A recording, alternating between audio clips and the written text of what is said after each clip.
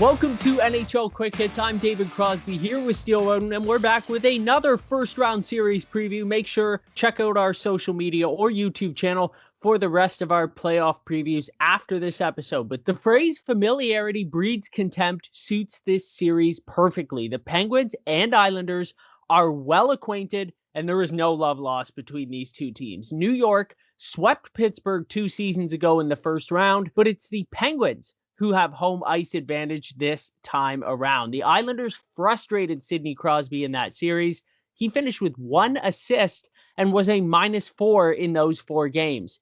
Steele, do you think New York can limit Crosby again this time around? Yeah, I think of course they can. And I think a big reason for why they shut him down the first time was Barry Trotz. And Barry Trotz has had a lot of experience playing against Crosby as the head coach of the Washington Capitals just a couple of seasons prior to joining the Islanders. So I think Barry Trotz is finally flipping the tables on Sidney Crosby because Crosby dominated the Washington Capitals for so many years when Barry Trotz was with the Capitals. But yeah, I think Crosby knows that he has to be better this time around against the Islanders. He finished the regular season with 62 points, which is just an absolutely incredible year for Sidney Crosby once again. So I think going into the first round, I think he knows what he needs to get done. I think hopefully the Pittsburgh Penguins are all healthy and Tristan Jarry can be on top of his game as well. But Crosby needs to have his head in the game and focused against these Islanders in the first round because they're a tough opponent.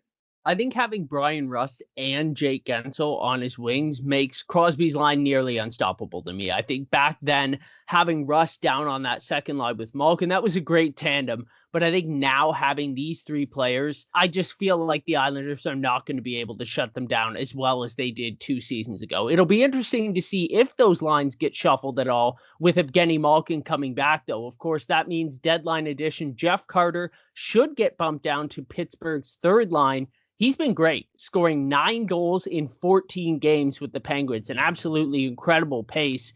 The Islanders, on the other hand, their deadline acquisition of Kyle Palmieri and Travis Zajac, who were meant to help with the loss of Anders Lee, has not gone nearly as well. Palmieri had 4 points in 17 games on Long Island. Zajac, more of a defensive forward at this point in his career, still had just 2 points in 13 games. So do you think Palmieri can step up and fill that role in this series of a top-line winger, or do you see those contributions coming from somebody else in the lineup?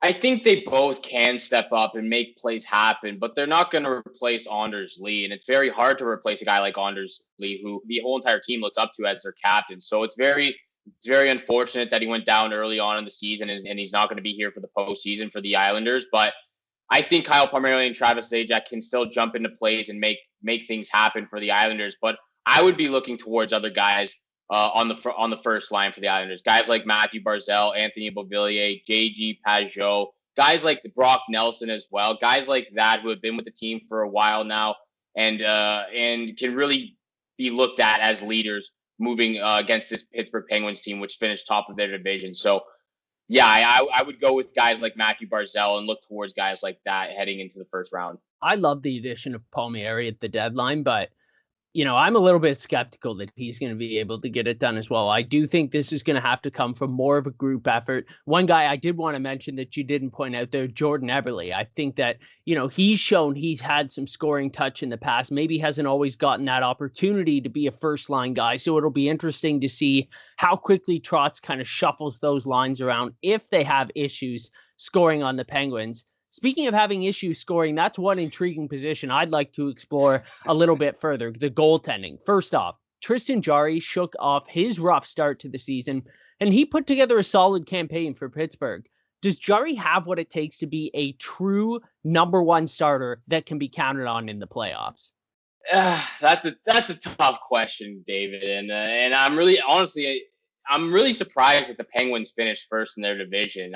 I've said it all season long that I wasn't really a fan of this roster going in and starting the regular season out back in January. And truly, I didn't even have them making the playoffs. I think the Boston Bruins were a better team. The Washington Capitals were a better team. The Philadelphia Flyers and the New York Rangers were all better teams that could have been in the top 4. But the Flyers fell off, unfortunately, and finished in 6th in their division. But I'm still on hold. I'm still not sold on Tristan Jarry, and I think he really needs to prove it to me. And Obviously, he probably doesn't really care about my opinion, but that's just how I feel. I think he really needs to prove it this time around in the postseason that he can be a number one goalie for the Pittsburgh Penguins. I wasn't fond of him at the beginning of the season. You're right. He did turn it on towards the second half of the season, and really did finish strong. But I think if he really wants to be a true number one goalie for the Pittsburgh Penguins, then he has to do well in these playoffs, and that means at least getting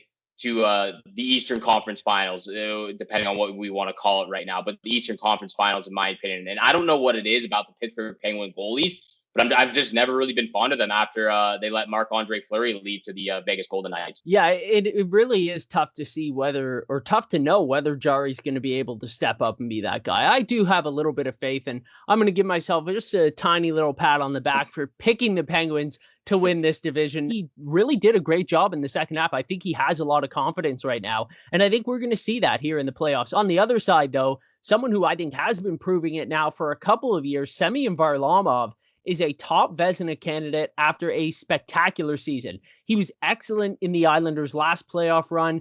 Do you think enough attention is being paid to Varlamov right now? I don't think there is. I don't think anyone's really noticed him. He's been a little bit under the radar just because of how well the New York Islanders have fit in a system under Barry Trotz. And Semyon Varlamov, top 5 in goals against average, top 5 for save percentage as well, tied for first for most shutouts on the season. And the New York Islanders are the second best team for goals against average this year, just under the Vegas Golden Knights in the first round. But the Pittsburgh Penguins are first in goals for. They scored 195 goals this year, I believe. It's going to be a very interesting and physical and great matchup between the Pittsburgh Penguins and the New York Islanders. But I would rather have Semyon Varlamov and Ilya Sorokin as my goaltenders. I like I've told you before, like I just mentioned a little bit prior in this episode, that I just don't really have a lot of faith in Tristan Jarry and Casey DeSmith.